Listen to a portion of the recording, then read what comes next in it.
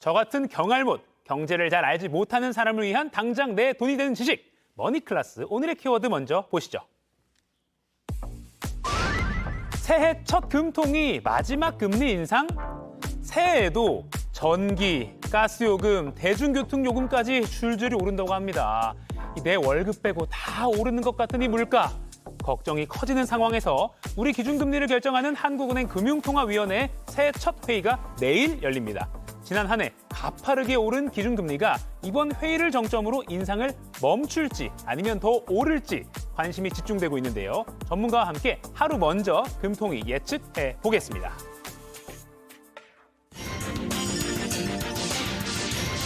경제 맥을 짚어주는 도사님 정철진 경제평론가와 함께 오늘도 맥 한번 시원하게 짚어보겠습니다. 안녕하세요. 네, 안녕하십니까.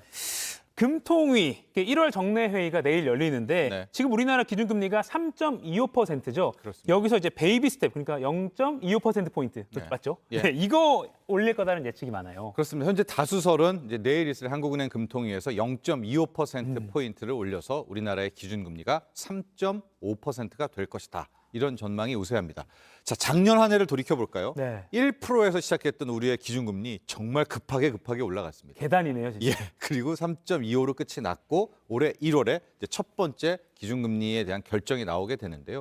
이렇게 올리게 되는 뭐 가장 큰 이유 뭐겠습니까? 중앙은행의 책무이기도 하고요. 인플레이션, 물가가 너무 급하게 올랐기 때문에 네. 그 물가를 잡기 위해 금리를 저렇게 오른 건데요. 실질적으로 우리의 물가 한번 볼까요? 네. 뭐 정점을 찍고 내려온다 하더라도 6%도 만났죠. 그래도 5%입니다. 여전히 높은 수준이고요.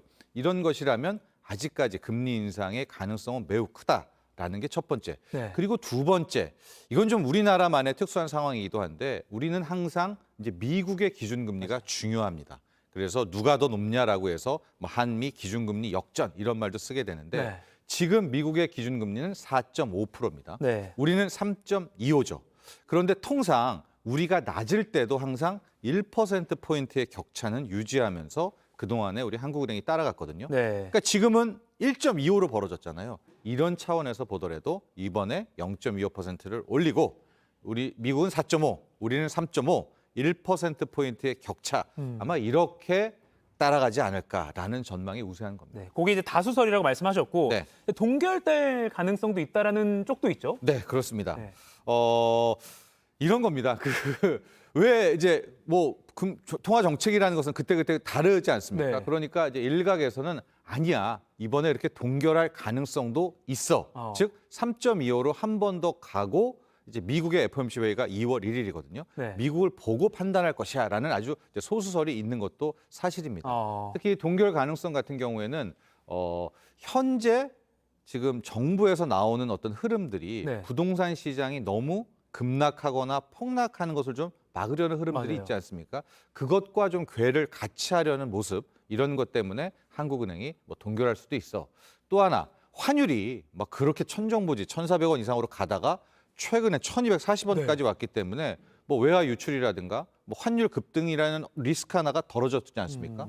그렇다면 경기 차원에서 이제 한국은행이 한번 동결하지 않을까라는 이제 소수설도 존재하는 것이죠. 아, 그렇군요. 다수설, 소수설. 네. 근데 이제 이창용 한국은행 총재가 기준금리를 3.5% 수준까지 올리겠다고 한 게 한 작년부터 그런 보도가 나왔던 것 같아요. 네. 그럼 이번이 만약에 올린다면 네. 다수설이 맞다면 마지막 인상이 될까요? 그게 더 중요한 포인트입니다. 아, 네네. 어디까지 올릴까? 네. 우리가 이걸 최종 금리, 네. 영어로는 이제 터미널 레이트라고 말을 터미널 하죠. 레이트. 예. 아. 왜냐하면 금리 올리는 것도 중요하지만 어디가 끝이야를 알아야 그 다음으로 시장은 행동할 것 아니겠습니까?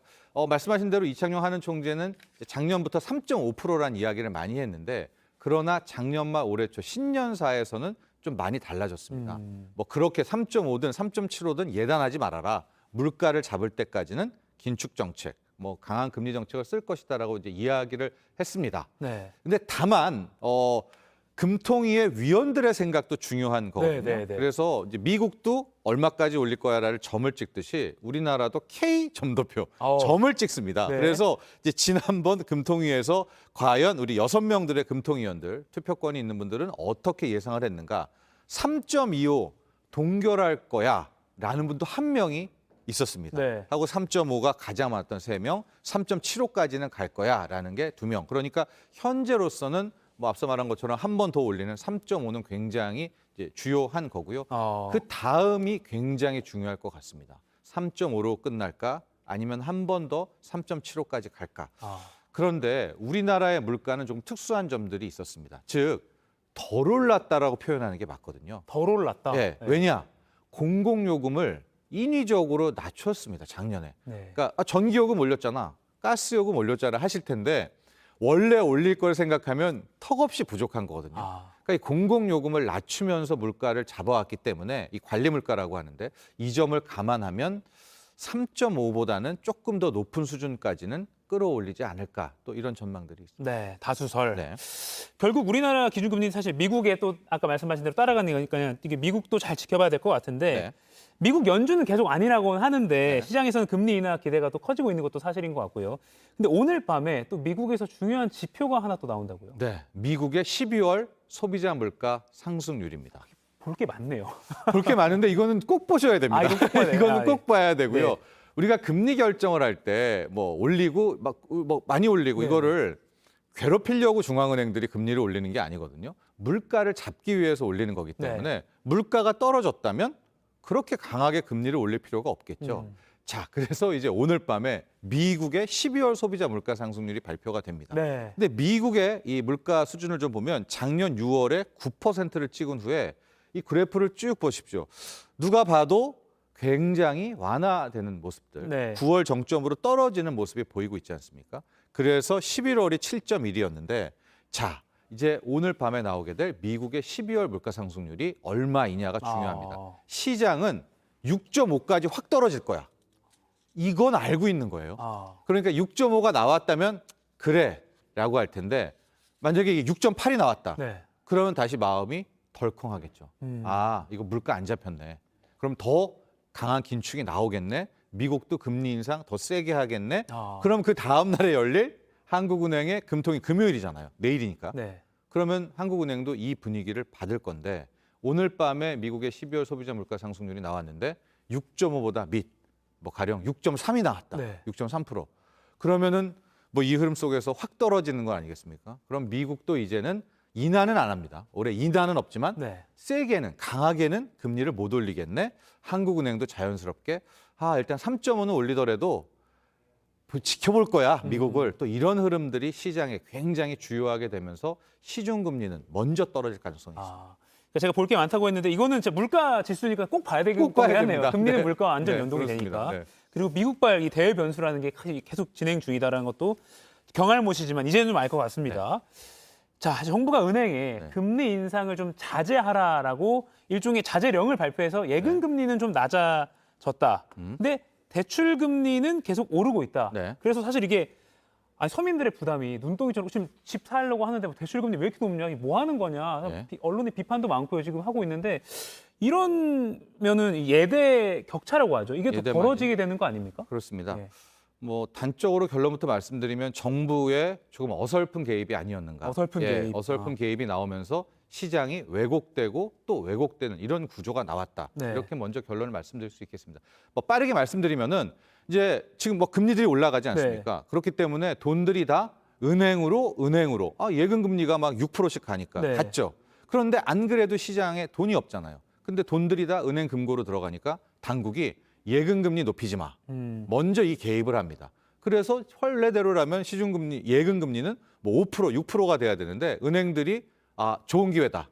5%, 4%, 심지어 지금 3%대까지 예금 금리를 미리 낮춰버린 겁니다.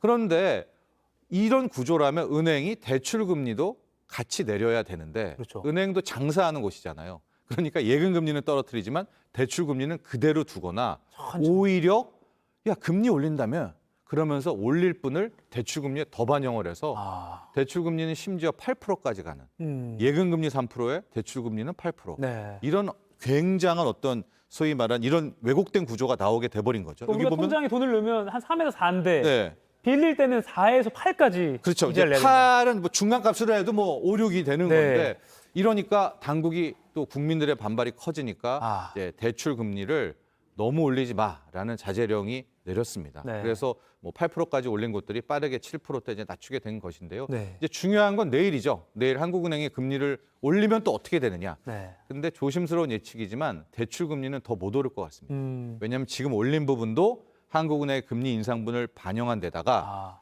지금 당국이 아차 하잖아요. 자신들이 괜히 개입했다가 지금 원성이 크니까. 네. 그래서 아마도 내일 인상 여부와는 상관없이 이제 대출 금리는 조금 떨어지는 모습을 보이지 않을까 이렇게 보여집니다. 네, 제가 처음으로 내일 그런 뭐 금융 관련 보도를 재밌게 볼 수 있는 이 경알못이 네. 머니클래스 하면서 재밌게 볼 수 있는 그런 기회가 된 것 같습니다. 네. 고맙습니다. 감사합니다.